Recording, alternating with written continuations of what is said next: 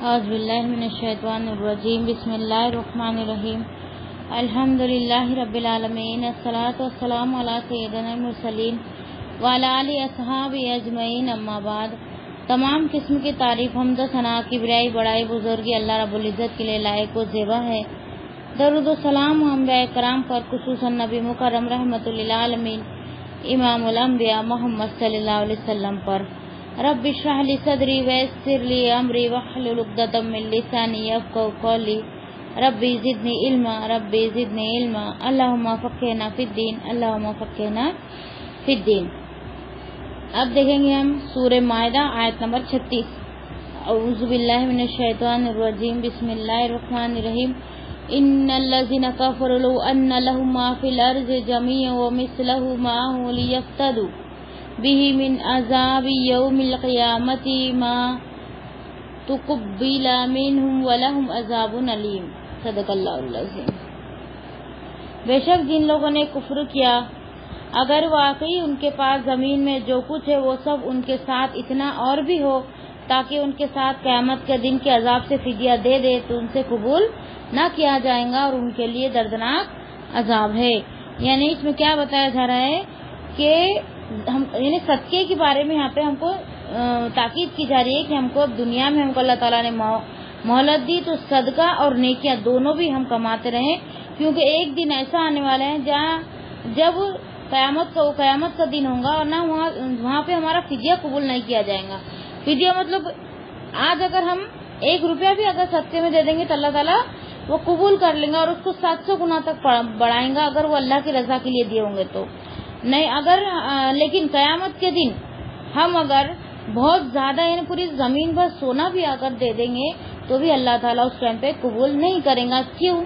کیونکہ وقت جب ختم ہو جاتا نا تو پھر کوئی چیز قبول نہیں ہوتی۔ آج دنیا میں بھی ایک فارم بھرنے کا وقت ہوتا ہے نا، فارم بھرنے کا وقت ہوتا ہے، اس وقت میں ہم نے اگر فارم بھر لیا تو ہمارا ایڈمیشن ہو جاتا۔ اگر وقت نکل گیا پھر ہم ایڈمیشن کے لیے جائیں گے تو ہوگا کیا نہیں ہو، کیا بولیں گے فارم کا وقت ختم، اب کلوز ہو گیا، اب ہم نہیں ایکسپٹ کر سکتے۔ تو ایسے ہی دنیا ہے، ابھی ہماری توبہ قبول ہونے والی ہے، ہماری نیکیاں قبول ہونے والی ہے، ہماری توبہ قبول ہونے والی ہے، ہمارا صدقہ خیرات ہر چیز قبول ہونے والی ہے، کیونکہ ابھی وقت ہمارا جاری ہے۔ لیکن کل اگر ہم قیامت میں پہنچ گئے تو پھر ہمارا کچھ بھی کوئی بھی چیز اللہ تعالیٰ پھر قبول نہیں کرے گا۔ کیوں؟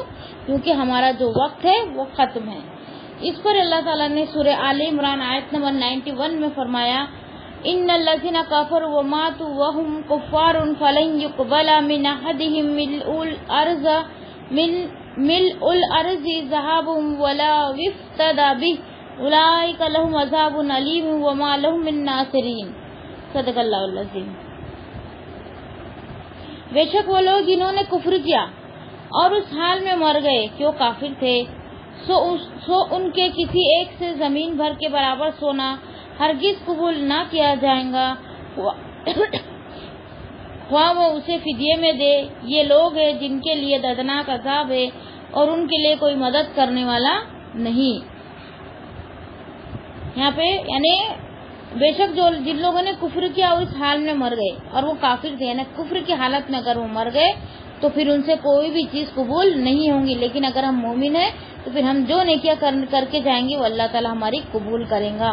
دیکھو ایک بات اور سمجھا دوں میں کہ شرک معاف نہیں ہے نا، لیکن دنیا میں جیتے جی اگر ہم نے اللہ سے سچی توبہ کر لی اور اس شرک سے پلٹ گئے تو پھر معاف ہے، لیکن شرک کی حالت میں مر گئے تو پھر واندھے، پھر ہمارا جو شرک معاف نہیں ہے، بالکل بھی معاف نہیں ہے۔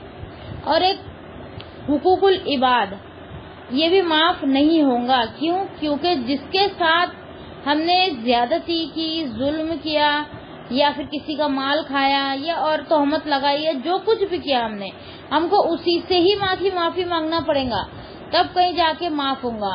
یہ چیز اللہ تعالیٰ کیا فرمائیں گا، یہ میرے ذمہ نہیں ہے، تم نے جس کے ساتھ ظلم کیا، جس کے ساتھ زیادتی کی، جس کا مال کھایا، تم اسی سے جا کر معافی مانگو، میں اس میں کچھ بھی نہیں کر سکتا۔ لیکن عبادت جو ہے نا، روزہ، نماز، ہر جگہ جو بھی عبادت ہے یہ اللہ تعالیٰ اپنی طرف سے تم کو معاف فرما دیں گا۔ اس لیے حقوق العباد جو ہے وہ سب سے خطرناک عمل ہے۔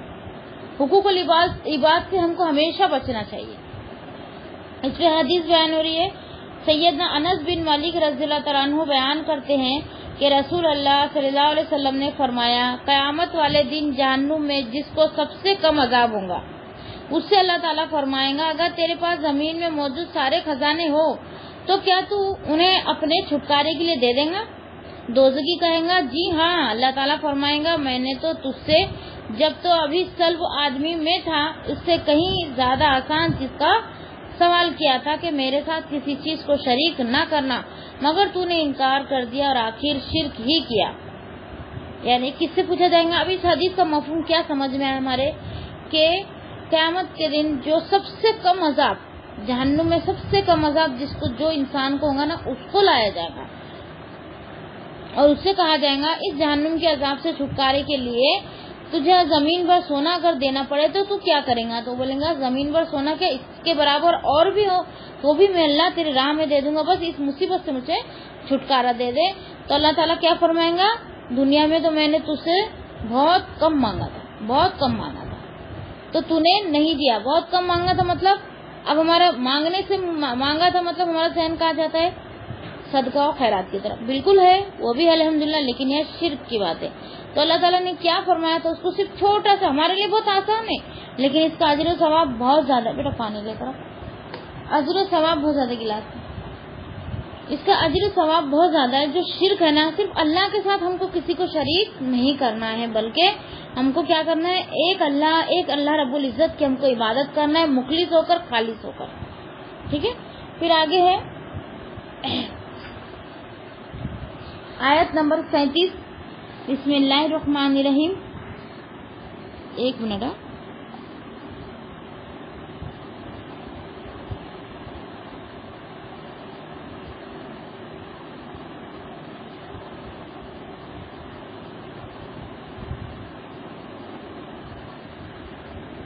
یریدون ان یخرجوا من النار وما هم بخارجین منها ولهم عذاب مقیم. صدق اللہ. ترجمہ ہے وہ چاہیں گے کہ آگ سے نکل جائے حالانکہ اس سے ہرگز نکلنے والے نہیں اور ان کے لیے ہمیشہ رہنے والا عذاب ہے. اب یہ کس کے لیے ہے؟ کیا بولتے ہیں کہ ایک بار جہنم میں چل جائیں گے نا تو نکلیں گے نہیں، لیکن ایسا نہیں ہے. یہ بات کو ہم کو سمجھنا ہے، آیتوں کو سمجھنا ہے کہ کون سے گناہ کا دائمی عذاب ہے، کون سے گناہ کا وہ ہم کو دیکھنا ہے. دیکھو شرک کی بات ہوئی تھی اس سے پہلی آیت میں اور اس کی بعد والی آیت میں بتایا جا رہا ہے کہ اس کو ہمیشہ کے لیے جہنم میں ڈال دیا جائے گا. تو یہ شرک والوں کے لیے ہوگا. کس کے لیے ہوگا؟ شرک والوں کے لیے. لیکن اگر کسی کے دل میں رائے کے دانے کے برابر اگر ایمان ہوگا تو اللہ تعالیٰ ان کو جہنم میں ڈالیں گا. پھر نبی صلی اللہ علیہ وسلم جو دعا رکھے تھے میں نے آپ کو بتائی تھی کہ دنیا سب نبیوں کو ایک دعا ملی تھی اور سب نے اپنے اپنے طور پر مانگ لیا، اللہ عالم جیسے بھی مانگا ہو. لیکن ہمارے نبی صلی اللہ علیہ وسلم نے امت کے لیے اس کو رکھا ہے. تو جب وہ نبی صلی اللہ علیہ وسلم دعا مانگیں گے تو وہ دعا میں وہ جو رائے کے دانے کے برابر والے جو ایمان والے رہیں گے نا وہ اس میں شامل ہوں گے اور اللہ تعالیٰ ان کو جنت سے جہنم سے نکالیں گے. نعوذ باللہ استغفر اللہ. ان کو جہنم سے نکالیں گا، وہ کوئلے کے جیسے کالے ہو جائیں گے. پھر ایک نہر ہے اس میں وہ اللہ تعالیٰ ان کو پانی پینے کا اور غسل کرنے کا حکم دیں گا. پھر وہ غسل کریں گے اور پانی پیئیں گے تو پھر وہ پہلے جیسے نارمل ہو جائیں گے، لیکن تھوڑا سا داغ ماتھے پہ ان کا بلیک کلر کا رہ جائے گا. یہ باتیں حدیث میں وارد ہوئی، اگر چاہے تو چیک کر لینا.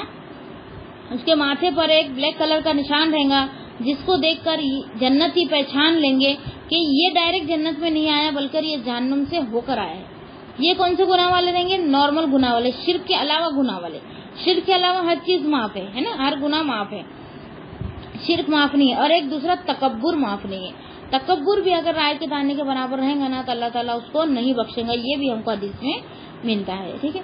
پھر آگے اس آیت کے کفار کے حق میں ہے رہے گناہ گار مسلمان تو صحیح حدیث میں ہے کہ ان کو گناہوں کی سزا بھگت لینے کے بعد جہنم سے نکال لیا جائے گا. جبکہ کفار کے متعلق اللہ تعالیٰ نے ارشاد فرمایا سورہ حج آیت نمبر 22 میں کلما ارادوا ان یخرجوا منها من غم اعیدوا فیها، جب کبھی ارادہ کریں گے سخت کٹھن کی وجہ سے اس سے نکلنے ان میں لوٹا دیے جائیں گے.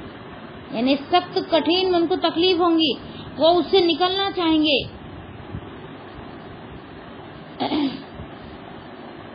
وہ اس سے نکلنا چاہیں گے اور بہت زیادہ تکلیف ہوں گی، وہ بہت پریشان حال ہوں گے، لیکن اللہ تعالیٰ کیا کریں گا، انہی میں اسی کے اندر اس کو ڈھکیل دیں گا. کس کے اندر؟ جہنم کے اندر. اور جہنم بھی کوئی خوش نہیں ہوں گی کہ ارے میرے جہنم میں آگے چلو آ جاؤ، ایسی بات نہیں، نعوذ باللہ استغفر اللہ. وہ بھی حیران ہو جائیں گی کہ اللہ اور بھی ہے جہنم میں، میں تو بھر چکی ہوں تو بھی اور بچے جہنم میں. گنے چنے لوگ جو مخلص اللہ کے ماننے والے ہوں گے وہی جنت میں جائیں گے، باقی سب کہاں پہ جانے والے؟ جہنم میں جانے والے. اور منافق اگر ہے تو وہ جہنم کے سب سے نچلے درجے میں جانے والے ہیں. اس لیے معراج کے موقع پر نبی صلی اللہ علیہ وسلم کو جنت اور دوزخ کی سیر کرائی گئی. اس میں نبی صلی اللہ علیہ وسلم نے جہنم میں دیکھا سب سے زیادہ تعداد کس کی دکھی؟ عورتوں کی دکھی. اس پر نبی صلی اللہ علیہ وسلم نے کیا کہا عورتوں کو؟ تم صدقہ اور خیرات زیادہ کیا کرو کہ تمہاری تعداد جہنم میں زیادہ دیکھی گئی. کیونکہ ہم عورتیں جو ہوتی ہے اس میں سب عورتیں نہیں آئیں گی، استغفر اللہ، میں سب کا نام نہیں لینا چاہوں گی، سب نہیں بولوں گی، میں کچھ بولوں گی، ٹھیک ہے؟ کیونکہ سب بولوں گی تو اس میں جو نیک عورتیں ہوں گی، جو لان تان نہیں کرنے والی ہوں گی اور اچھے اخلاق والی ہوں گی، وہ بھی اس میں شامل ہو جائیں گی. اگر وہ اس میں شامل ہوگی میری بات میں تو سمجھ لینا میں نے اس کو بہتان لگا دی. اس لیے میں سب کا نام نہیں لوں گی، بلکہ کچھ عورتیں ایسی ہوتی ہے جو شوہر کی ناشکری ہوتی ہے، اللہ کی ناشکری ہوتی ہے، ناشکری کرتی ہے اور لان تان کرنے والی ہوتی ہے، جھگڑا فساد کرنے والی ہوتی ہے، سکھانے والی ہوتی ہے نا. یہ سب چیزیں، یہ سب کوالٹی کس کی ہے؟ عورت کی ہے، ٹھیک ہے؟ تو زیادہ تر تعداد کس کی دیکھی گئی؟ عورت کی دیکھی گئی. اب ان کو صدقہ کرنے کا حکم دیا جا رہا ہے، تو صدقے سے مراد یہ نہیں کہ تم پیسہ ہی دو. اب بیچاری غریب ہے کوئی تو وہ کیا کریں گے؟ وہ کہاں سے لائیں گی پیسہ؟ ایک انڈا بھی نہیں ہے اس کے بعد دینے کے لیے، پھر کیا کریں گے؟ تو صدقے سے مراد صرف پیسہ ہی دینا نہیں ہے یا کوئی چیز دینا ہی نہیں ہے، بلکہ صدقے سے مراد یہ ہے کہ تم کسی کو اچھی بات کہہ دو، کسی کو دین کی بات سکھا دو، یہ صدقہ ہے. کسی کو ہنس کے بات کر لو مسکرا کر، یہ بھی صدقہ ہے نا. کسی کو کچھ نہیں آ رہا ہے، کوئی کسی کو پکانا نہیں آتا، کسی کو ہنر نہیں آتا، اگر ہم وہ سکھا دے تو یہ بھی صدقہ ہے. اس صدقے کی کیٹیگری ہم کو سمجھنا پڑے گا. مال ہی دینا صدقہ نہیں ہے کہ مال دے دی ہم فری، نہیں، ہم تو بہت صدقہ دیتے، بہت خیرات کرتے، ہم ماشاءاللہ ہم ثابت کرتے لوگوں کے بیچ میں ہم بہت نیک ہیں. یہ ہم کو ثابت کرنے کی کوئی ضرورت نہیں ہے. اللہ رب العالمین اس کا فیصلہ خود کر دیں گا کہ ہم کیا کچھ کر کے آئے، ٹھیک ہے؟ پھر آگے دیکھیں گے اللہ تعالیٰ نے سورہ حج آیت نمبر 22 میں فرمایا کلما ارادوا ان یخرجوا منها من غم اعیدوا فیها، جب کبھی ارادہ کریں گے کہ سخت کٹھن کی وجہ سے اسے نکلنے، ان میں لوٹا دیے جائیں گے. اب اس میں حدیث آ رہی ہے، سیدنا انس بن مالک رضی اللہ تعالیٰ عنہ بیان کرتے ہیں کہ رسول اللہ صلی اللہ علیہ وسلم نے فرمایا جہنمیوں میں سے سب سے کم عذاب والے شخص کو لائے جائیں گا اور اس سے کہا جائے گا کہ کیا خیال ہے اگر تیرے پاس ساری زمین کے بھراؤ کے برابر سونا ہو تو کیا تو اسے بطور فدیے میں دینے کے لیے تیار ہے؟ وہ جواب دیں گا ہاں یا رب میں تیار ہوں. اس پر اللہ تعالیٰ فرمائیں گا تو جھوٹ بولتا ہے کیونکہ میں نے تو تجھ سے اس کی نسبت بہت کم اور کہیں زیادہ آسان چیز کا سوال کیا تھا. جب تو ابھی صلب آدم میں تھا کہ میرے ساتھ شرک نہ کرنا تو میں تجھے آگ میں داخل نہیں کروں گا، لیکن تو نے انکار کیا اور شرک ہی کیا. اب مجھے بتاؤ جہنم کی سزا یا گرمی یا آگ، یہ دیکھنے کے بعد اللہ تعالیٰ کیا فرمائیں گے؟ ساری زمین کے بھراؤ کے برابر سونا اگر تیرے پاس ہے تو کیا فدیے میں دے دیں گا؟ وہ بولیں گے ہاں بالکل تیار ہو جائیں گا. کیونکہ وہ کیوں تیار ہوں گا؟ کیونکہ اس نے اس تکلیف کو سہن کیا، اس لیے وہ تیار ہو جانا. لیکن آج اگر دنیا میں ہے اس کو بولیں گے 1 تولہ سونا دے دے، بولا خیرات میں کسی کو نہیں دیں گا.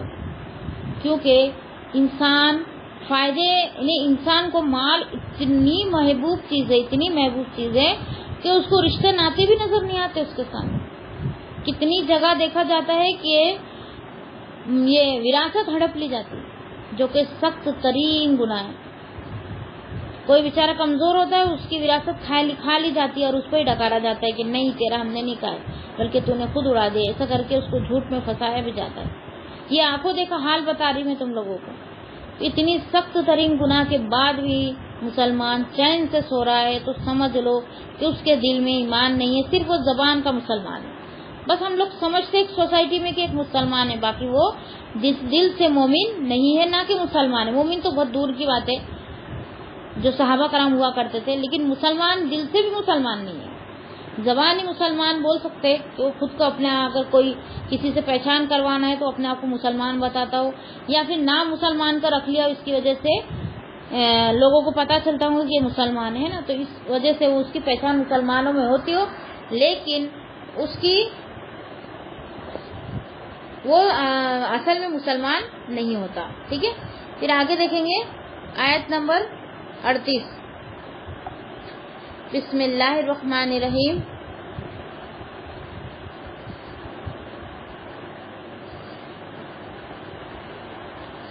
वस्सारिकु वस्सारिकतु फक़तउ अयदियहुमा जज़ाअम बिमा कसबा नकालम मिनल्लाह वल्लाहु अज़ीज़ुन हकीम।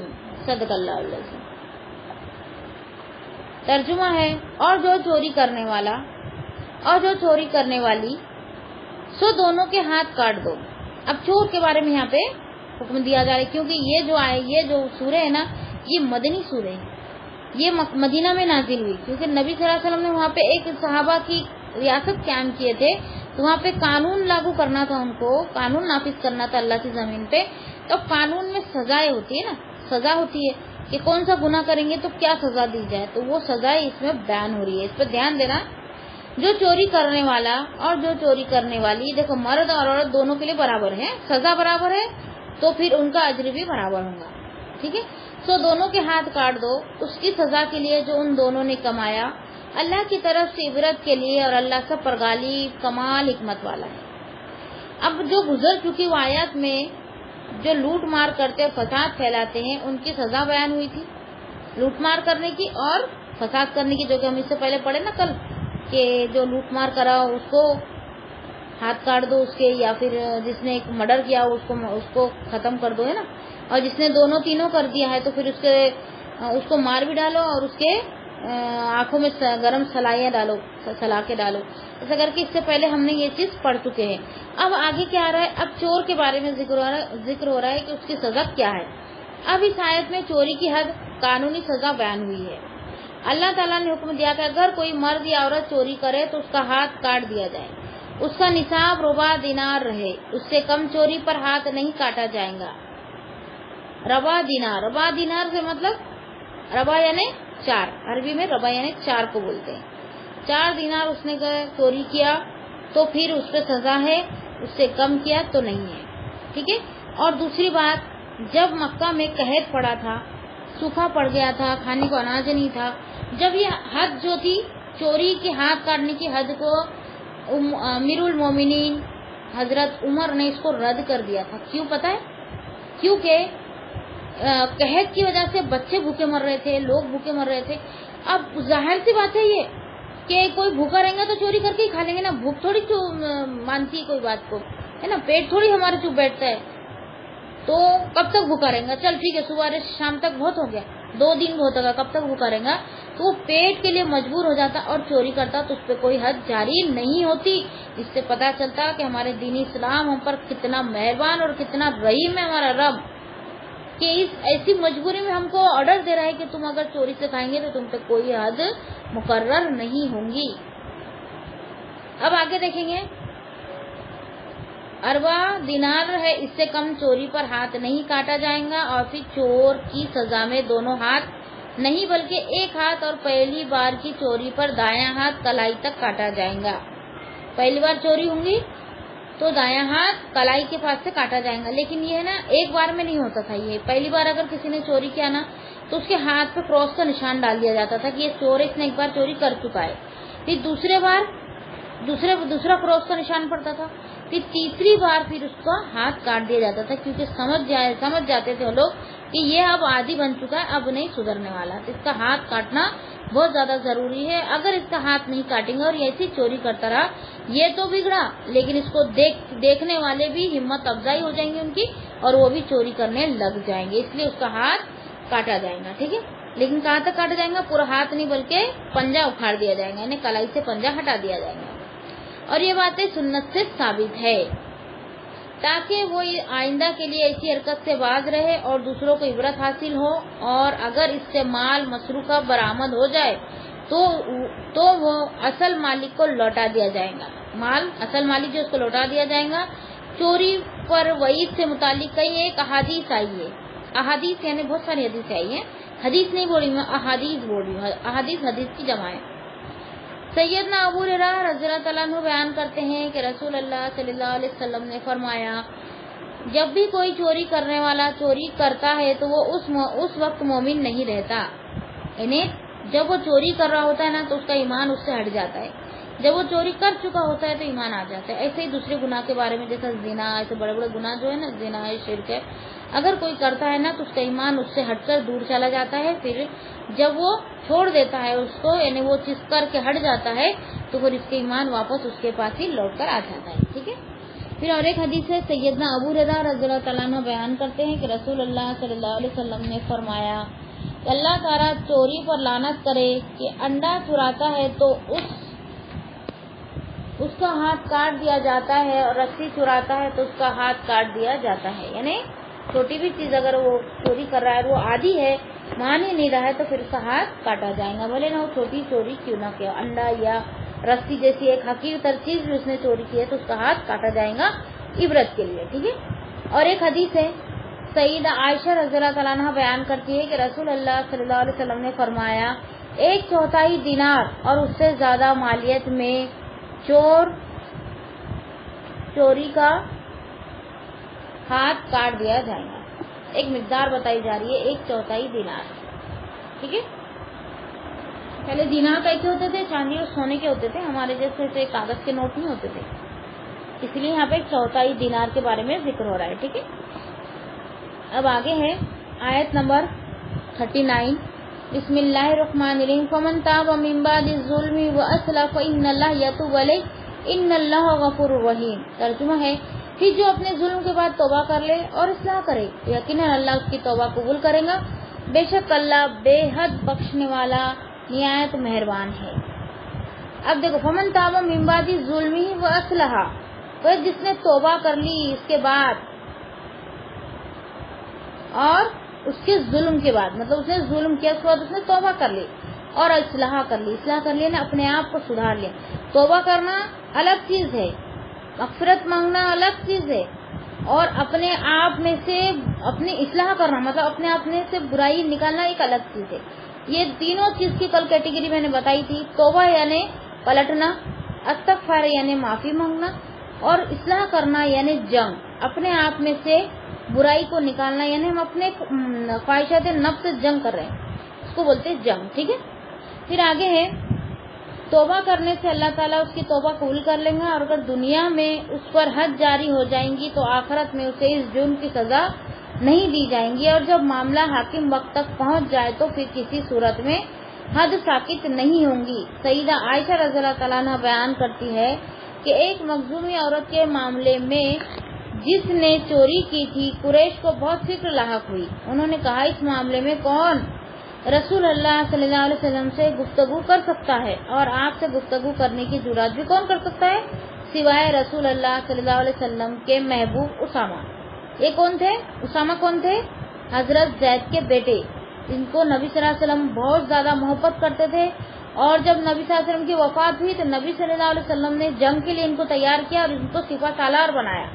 जब ये कितने साल के थे? 15-16 साल के थे। तो सब फिर नबी सल्लल्लाहु अलैहि वसल्लम की वफात हुई, सबने मना किया कि अब ये बहुत कम सीन है, इनको तजुर्बा नहीं है, इनको जंग का सिपहसालार न बनाया जाए।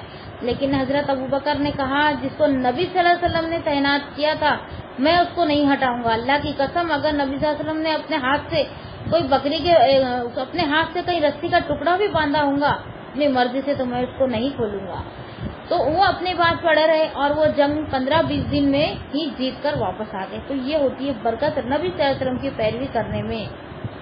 हमको थोड़ी दिक्कत जाती है, शुरू में हम कुछ करेंगे कुछ भूल जाएंगे, जैसा खाना खाने की सुन्नतें, पानी पीने की सुन्नतें, किसी से बात करने की, कपड़े पहनने की, पकाने की, बाहर निकलने की, घर में आने की, बाथरूम जाने की, हर एक चीज की दुआएं अल्लाह ताला ने हमको सिखाई है। اور اس کا سنت طریقہ بھی ہم کو پتا ہے، تو لیکن اگر ہم اس کو کرنے بیٹھیں گے نا تو کچھ بھول جائیں گے، کچھ کریں گے، پھر دوسرے دن یاد رکھنا، پھر ہم 2 ہمارا اضافہ ہو جائیں گا، پھر 1 اضافہ ہوگا، پھر 3 اضافے ہوں گے، ایسے کرتے کرتے ہم مکمل سنت پر عمل کرنے والے بن جائیں گے، اور اس کے بعد ہماری اطمینانی، ہمارا دل کا سکون اتنا بڑھ جائے گا کہ ہم کو کسی کی فکر نہیں ہوگی، صرف اور صرف ہم کو اللہ کو راضی کرنے کے کام کرنا ہوگا، مطلب دنیا کا ڈر ہمارے دل سے نکل جائے گا، ٹھیک ہے۔ کون کر سکتا تھا؟ اسامہ۔ غرض اسامہ رضی اللہ تعالیٰ عنہ نے رسول اللہ صلی اللہ علیہ وسلم سے سفارش کر دی۔ اس پر آپ نے فرمایا کیا تم حدود اللہ میں سے ایک حج میں سفارش کرتے ہو؟ پھر آپ کھڑے ہو گئے۔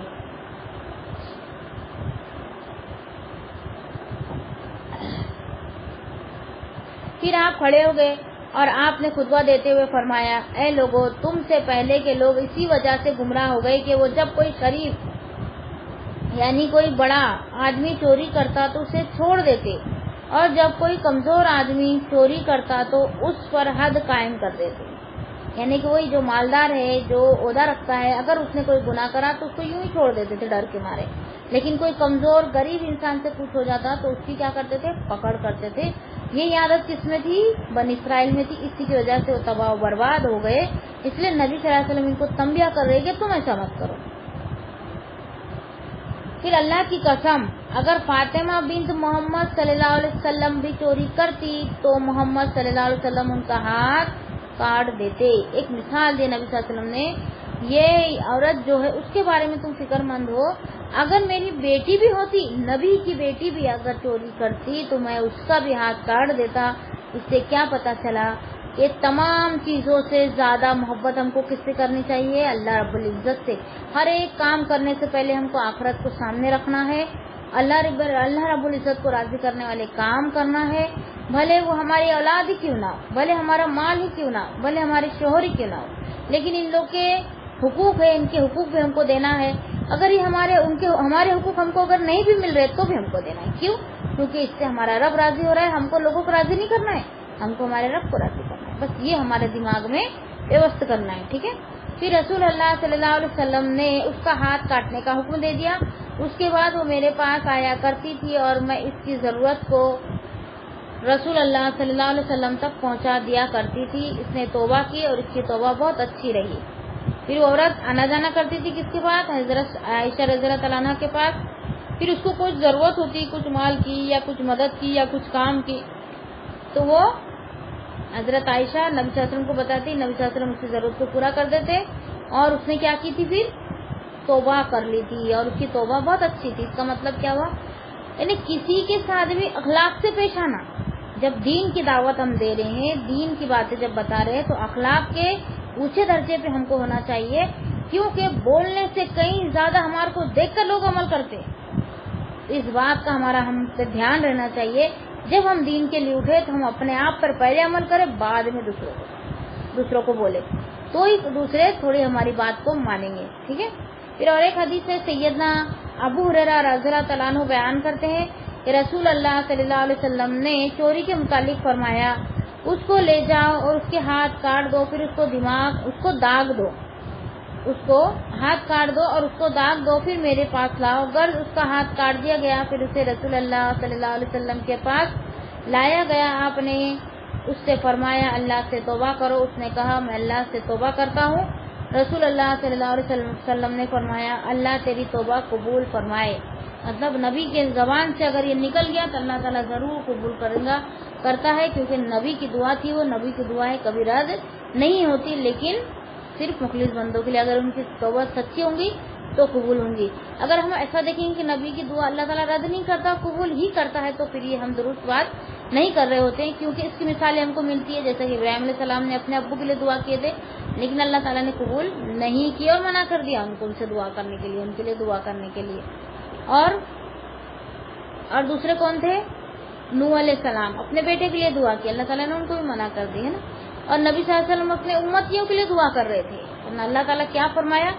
وہی امتی، آپ کی دعا میں وہی امتی داخل ہوں گے جو اطیع اللہ اطیع الرسول پر قائم رہیں گے، شرک نہیں کریں گے، رسول کی پیروی کریں گے، وہی لوگ اس دعا میں شامل ہوں گے، باقی نہیں ہوں گے۔ دیکھو ایک بات، آج جیسا کہ ہم کو بولا جاتا ہے کہ ہمارا جو دنیا کی زندگی ہے یہ ہے ایک ایگزام ہے، ایک پیپر چل رہا ہے، روز ہم اس کا ایک پیپر دیتے چلے جا رہے ہیں، ہے نا. یہ ہم ہمارا پیپر دے رہے ہیں. اب مین پیپر ہے ہمارا کب؟ موت کے وقت. ہمارے سے 3 ہی سوال ہوں گے، بس 3 سوال کو ہم فوکس کر لیں گے نا تو کامیاب ہو جائیں گے. اب وہ 3 سوال کیا ہے؟ من رب کا، تمہارا رب کون ہے؟ ہم تو بولیں گے کتنا آسان سوال ہے، یہ تو ہمارا رب اللہ ہے. پھر ہوگا من نبی کا، تمہارا نبی کون ہے؟ تو ہم بول دیں گے ہمارے نبی صلی اللہ علیہ وسلم. اور وہ دین کے بارے میں ہوں گے کہ تمہارا دین کون سا ہے، ہم بولیں گے اسلام. کتنا آسان لگ رہا ہے نا 3 سوال. لیکن یہ 3 پر ہی تو ہماری زندگی منحصر ہے. اللہ کی معرفت، رسول کی معرفت اور اسلام کی معرفت. معرفت مطلب پہچان، اس میں کیا کیا اللہ تعالیٰ نے بھیجا ہے، اس میں کیا کیا، وہ سب کو ہم کو جاننا ہے. جب صحیح طریقے سے ہم علم حاصل کریں گے تو ہی تو ہم عمل کر سکیں گے. نہیں تو اگر ہم علم حاصل نہیں کریں گے تو ہم کیا کریں گے؟ پھر بدعت میں پڑ جائیں گے. کیونکہ علم حاصل کرنے سے سنت کا پتہ چلتا ہے اور علم نہیں حاصل کرنے سے بدعت کا پتہ چلتا ہے. تو سنت کی الٹ یا پھر اپوزٹ کیا ہے؟ بدعت. تو ہم علم حاصل کرنا ہے ہم کو، تو ہم کو صحیح علم اگر ہم حاصل کریں گے تو ہماری جو عبادتیں ہیں، ہمارا جو عمل ہے وہ اللہ کے دربار میں قابل قبول رہیں گا، نہیں تو نہیں رہیں گا. صاف وعید ہے، صاف اللہ تعالیٰ نے صاف لفظوں میں سمجھا دیا ہے. اب تم بیوقوف ہے جو نہیں سمجھ رہے، ٹھیک ہے. اب تم اللہ کے سامنے کوئی حجت قائم نہیں کر سکتے، ٹھیک ہے. یہ جو آسان سوال ہے نا، ہم کو ایسا لگ رہا ہے دنیا میں اگر ہم کو کوئی پوچھ لے تو ہم تو فٹافٹ بتا دیں، لیکن مرنے کے بعد وہی انسان جواب دے سکیں گا جو کہ اپنی زندگی کو خالص اللہ رب العزت کے لیے گزاری ہوں گی، اللہ کے ساتھ کسی کو شریک نہیں کیا ہوں گا، لا الہ الا اللہ پر قائم رہا ہوں گا اور نبی صلی اللہ علیہ وسلم کی پیروی کیا ہوں گا، محمد الرسول اللہ کی پہ اتباع کیا ہوں گا اور نبی صلی اللہ علیہ وسلم سے ویسی محبت کراؤں گا، اللہ سے ویسی محبت کراؤں گا جیسے اس کے محبت کرنے کا حق ہے، اور دین اسلام کو ویسے ہی جانا ہوں گا جیسے کہ نبی صلی اللہ علیہ وسلم نے صحابہ کو سمجھائے تھے. جیسا کہ صحابہ نے دین کو سمجھے تھے، ہم ویسے ہی اگر سمجھے ہوں گے تو ہی ہمارا عمل قبول ہوگا، نہیں تو نہیں ہوگا. صاف بتا دیا گیا ہے، ٹھیک ہے. پھر آگے ہے، یہ تو بالکل صحیح ہے کہ حدود صرف گناہ سے روکنے ہی کے لیے نہیں بلکہ اس کے گناہ کا کفارہ بھی ہے، اس سے وہ گناہ معاف ہو جاتا ہے، مگر ساتھ توبہ بھی ضروری ہے تاکہ آئندہ یہ حرکت نہ کرے، ٹھیک ہے. اب ایک مثال کے طور پہ لے لو، قسم کا کفارہ ہے کہ 10 مسکین کو کھانا کھلانا یا 10 مسکین کو کپڑا پہنانا یا پھر 3 دن کے روزے رکھنا، یہ ہو گیا کفارہ. اس کے بعد ہم بولیں گے ہم تو کفارہ ادا کر دیا، ہو گیا ہمارا معاف. نہیں، اس کے بعد بھی جب تک ہم زندہ رہیں گے اس کی معافی مانگتے رہیں گے، استغفار کرتے رہیں گے. اب سوال آتا ہے کہ ہماری دعا قبول ہوئی کہ نہیں ہوئی، ہماری توبہ قبول ہوئی کہ نہیں ہوئی، یہ ہم کو کیسے پتا چلے گا؟ ایسے بھی سوال کرتے ہیں. لیکن غیب کا علم تو میرے کو نہیں ہے، لیکن پھر بھی علم کے لحاظ سے میں اتنا بتا سکتی کہ ہماری دعا، ہم نے ایک مثال دے رہی ہوں میں، ہمارے اندر جیسا کہ جھوٹ بولنا لکھا ہے یا شرک کرنا لکھا ہے، ہم شرک کرتے تھے یا جھوٹ بولتے تھے، پھر ہم نے اس سے توبہ کر لی، پھر ہم نے وہ چیز کبھی نہیں کی، نہ کبھی جھوٹ بولا نہ شرک کیا، ہمیشہ کے لیے اس کو چھوڑ دیا، تو سمجھ لینا کہ ہماری توبہ قبول ہو گئی. اگر ہم نے اس کے لیے توبہ کی، پھر کچھ دن کے بعد جب سب بھول گئے پھر سے ہم وہ گناہ کرنا شروع کر دیے تاکہ لوگوں کو پتہ ہی نہ چلے، لوگ یہ سمجھے کہ میں نے تو یہ چیز چھوڑ دی، لیکن وہ اندر ہی اندر کرتا جا رہا ہے، تو سمجھ جانا وہ انسان کی توبہ قبول نہیں ہوئی تھی، کیونکہ اللہ تعالیٰ آگے کی بھی جانتا ہے کہ ہم کیا کچھ کرنے والے ہیں، ٹھیک ہے. تو یہ تو بالکل صحیح ہے کہ حدود صرف گناہ سے روکنے ہی کے لیے نہیں بلکہ اس گناہ کا کفارہ بھی ہے، اس سے وہ گناہ معاف ہو جاتا ہے، مگر ساتھ توبہ بھی ضروری ہے تاکہ آئندہ وہ حرکت نہ کر سکے. یہ سزائیں کیوں دی جا رہی ہے؟ کہ وہ آئندہ یہ حرکتیں نہ کرے، ٹھیک ہے. اگر کسی سے مرڈر ہو گیا غلطی سے تو 2 مہینے کے لگاتار روزے رکھنا ہے، نہیں تو پھر کتے لوگوں کو کھانا کھلانا ہے، اور اگر جان بوجھ کے مارے تو پھر تو وہ جہنم حاصل ہو گیا، اس کو جہنم میں ہی جانا ہے. جان بوجھ کے اگر کسی نے مارا، لیکن اگر غلطی سے ہوتا نا، غلطی سے بھی مرڈر ہو جاتے، کہیں کچھ لگ جاتا، کچھ ہوتا، ہمارے ہاتھ سے کوئی چیز کسی کی آنکھ پہ گر گئی یا ہمارے دھکے سے وہ نیچے گر گیا، یہ ہوتی نا غلطی، تو چوک سے اگر کوئی ہو جاتا ہے، کوئی مر جاتا ہے، تو اس کا کفارہ 2 مہینے کے روزے رکھنا لگاتار۔ اب دیکھو 1 مہینے کے ہم روزے رکھتے کتنے تھک جاتے، کتنے لوز ہو جاتے ہیں، تو 2 مہینے کے کنٹینیو روزے رکھیں گے تو ہم کو پتا چلے گا کہ یہ ہم نے گناہ کیا تھا، اس لیے اس کا کفارہ اتنا بھاری ہے، یہ گناہ اتنا بھاری ہے، اس لیے کفارہ بھی اس کا اتنا ہی بھاری ہے۔ ٹھیک ہے، پھر آگے ہے آیت نمبر 40۔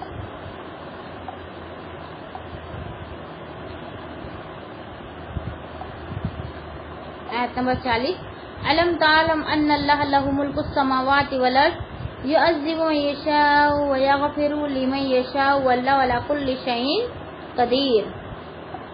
ترجمہ ہے، کیا تو نے نہیں جانا کہ بے شک اللہ ہی ہے جس کے پاس آسمان اور زمین کی بادشاہی ہے، عذاب دیتا ہے جسے چاہتا ہے اور بخش دیتا ہے جسے چاہتا ہے، اور اللہ ہر چیز پر پوری طرح قادر ہے۔ اب اس آیت کا خطاب تو رسول اللہ صلی اللہ علیہ وسلم سے ہے نا، نبی صلی اللہ علیہ وسلم کو کہا جا رہا ہے،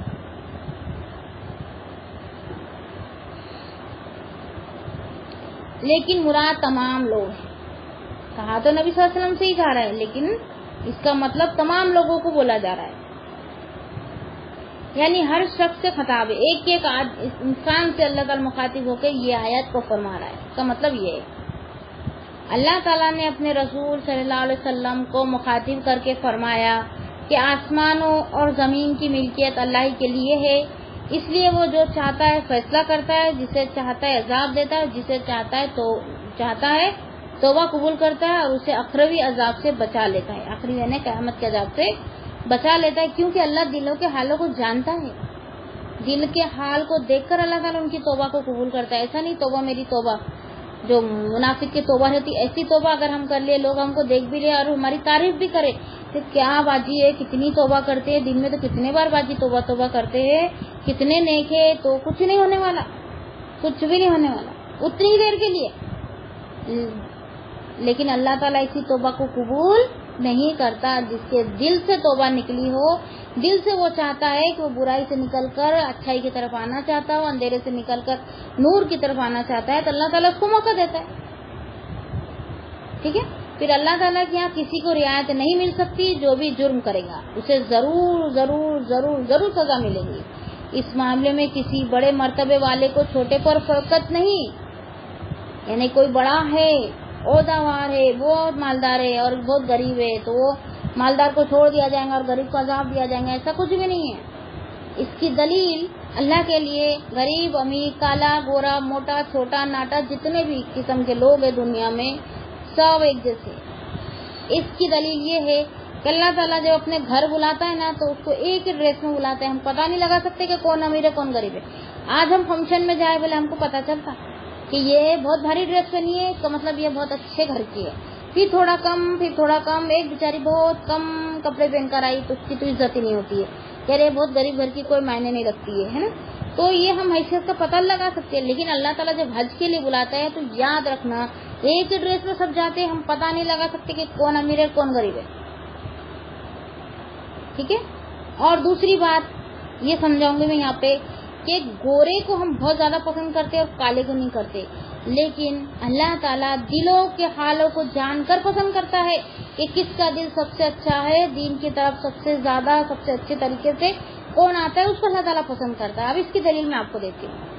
ابو لہب اتنا گورا تھا کہ اگر اس کو غصہ آتا نا تو ایک دم لال ہو جاتا۔ اس کا نام لہب نہیں تھا، لہب انگارے کو کہتے ہیں، اس کا نام عبد شمس تھا، یا پھر دوسرا اور ایک نام بولا جاتا ہے اس کا، مجھے بھی ذہن میں نہیں آ رہا، عبد شمس بھی بولا جاتا تھا اس کو۔ اس کا نام لہب نہیں تھا، لہب کس کو بولتے ہیں، آگ کے انگارے کو بولتے۔ اور جب وہ غصے میں آتا تھا نا تو اس کے جو گال ہوتے تھے نا ایک دم ریڈ ہو جاتے تھے۔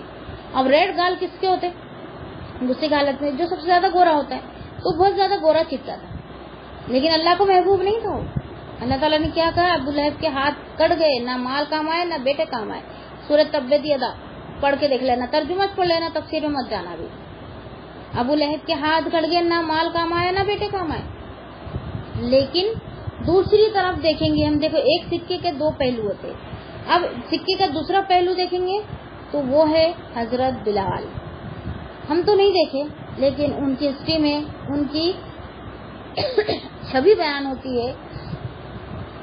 ہونٹ موٹے موٹے, گال بڑے بڑے, ہے نا, لاگر جیسا بدن, اور جو ان کا جو کلر تھا بہت بلیک تھا. وہ حبشی غلام تھے. حبشی کے زیادہ تر لوگ کالے ہوتے ہیں.